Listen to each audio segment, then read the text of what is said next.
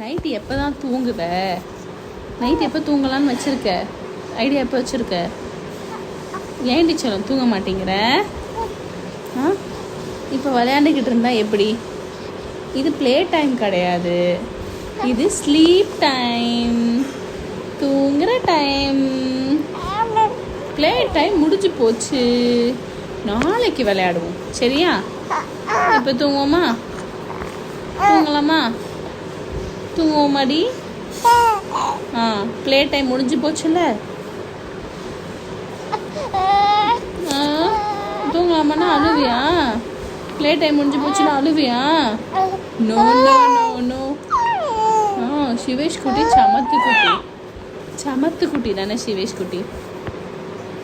சிவேஷ் குட்டிக்கு big billion செல்ல என்ன வேணும்?